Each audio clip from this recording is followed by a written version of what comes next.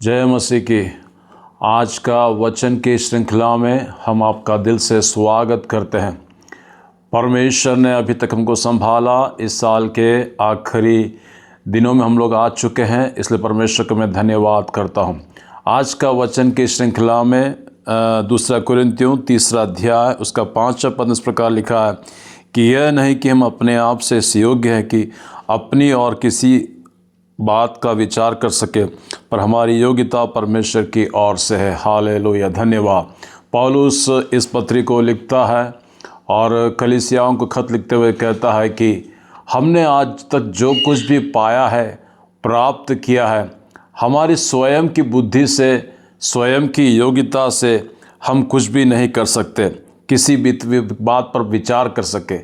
वास्तव में देखा जाए तो हमने जो कुछ भी प्राप्त किया है, जो कुछ भी हासिल किया है, परमेश्वर के अनुग्रह के द्वारा ही। परमेश्वर ने हमको उसके योग्य बनाया। हम यदि देखा जाए तो हमारा घर किस अवस्था में था, हम किस परिवार में हमारा जन्म हुआ, हम कहाँ पर रहते थे, हमारा बोलना, लिखना, पढ़ना, समझ किस प्रकार की थी, बल्कि परमेश्वर ने उस सारी बातों को हटाकर हमको उस अच्छे योग्य बनाया, अच्छी तरह से बात करने के लिए खड़ा किया, अच्छे लोगों से पहचान करने के लिए मौका दिया, अच्छे घर हमको दिए। इसके पीछे से परमेश्वर का हाथ है। यदि परमेश्वर का हाथ हमारे बीच में नहीं रहेगा, यदि परमेश्वर का अनुग्रह हमारे साथ नहीं रहेगा, हम हमारी बुद्धि से हम कुछ लेके नहीं आए। जो कुछ भी मैंने और आपने योग्यता प्राप्त किया है वो परमेश्वर का अनुग्रह ही है, परमेश्वर का दया ही है। तो इसलिए आज हम हमारे जीवन के अंदर हमको हर बात के लिए हमको परमेश्वर को धन्यवाद करना।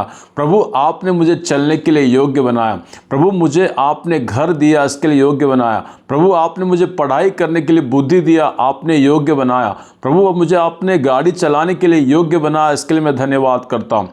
हर बात के पीछे यदि हम प्रभु को धन्यवाद नहीं करेंगे तो हम गुनहगार कहलाए जाएंगे।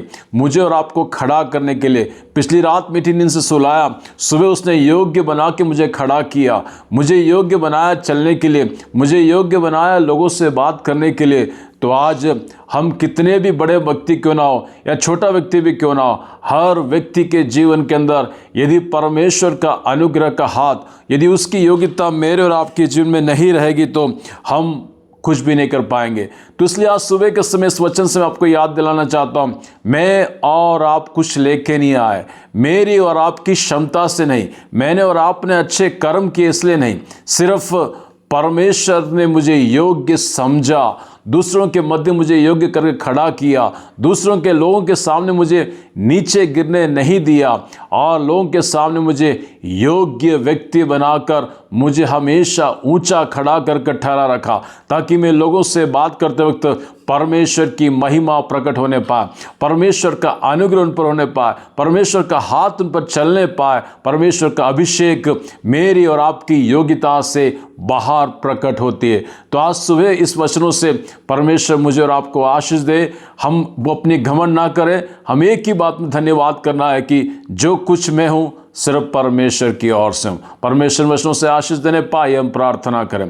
प्रेमी अनुग्रहकारी दयालु पिता परमेश्वर, हम धन्यवाद करते हैं आज के वचन की श्रृंखला में। परमेश्वर, जो कुछ हमने मिला, हमने पाया है आपकी ओर से योग्यता पिता, लगातार इसमें विश्वास में, अनुग्रह में बढ़ने के लिए खुदा उन तो हमारे जीवन में सहायता और तो मत करना। सुनने वाले हर एक भाई बहनों को, माता सबों को तो आशीष दे।